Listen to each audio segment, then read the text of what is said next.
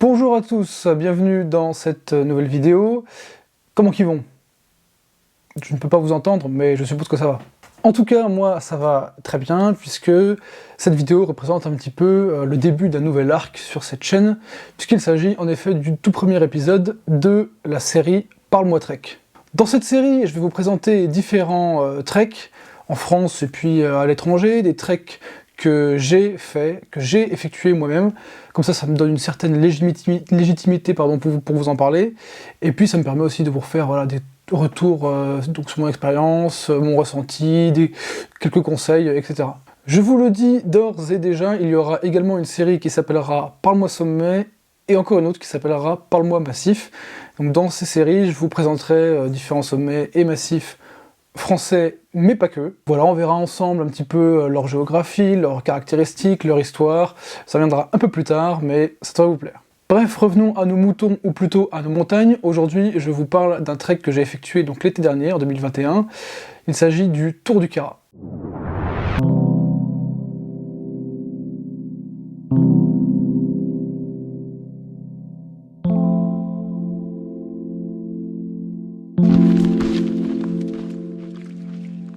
Le GR58, donc le chemin de grande randonnée numéro 38, généralement appelé le Tour du Kara.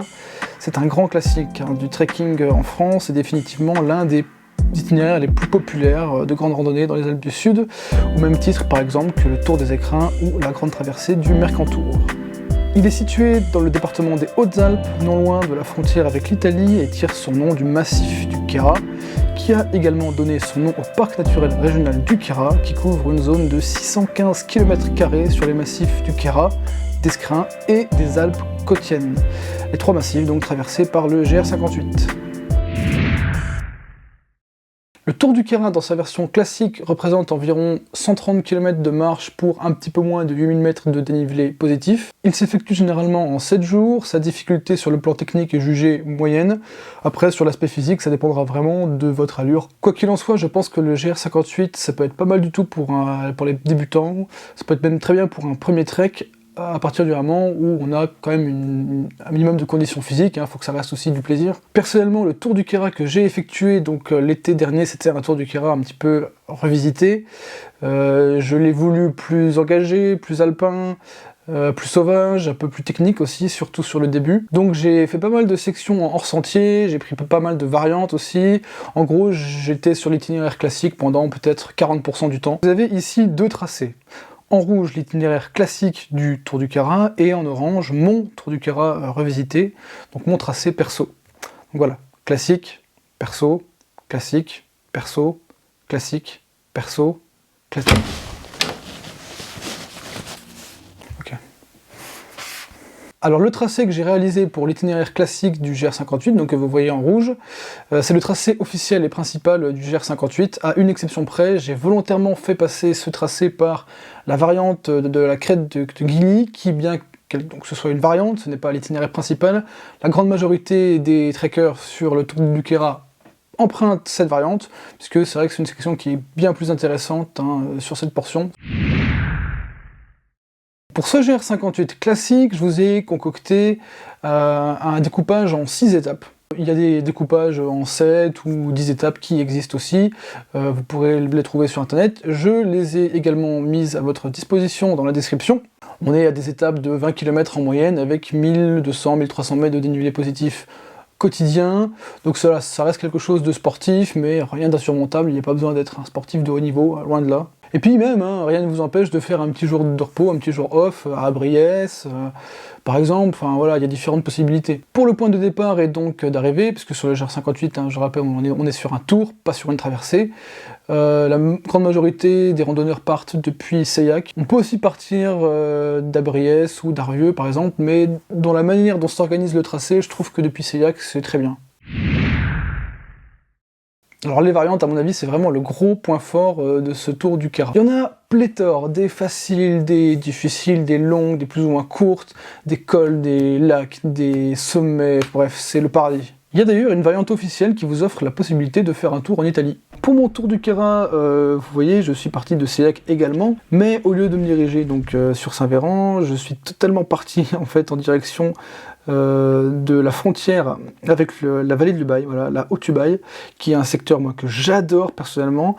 Donc j'ai vraiment pris beaucoup de portions en fait par des variantes, des petits sentiers. J'ai fait aussi beaucoup de hors-sentiers, hein, donc vraiment de randonnées sauvages, dans des endroits assez isolés, très peu de monde évidemment, ça c'était royal. J'ai rallié le GR58 pour la première fois, le 3e jour seulement.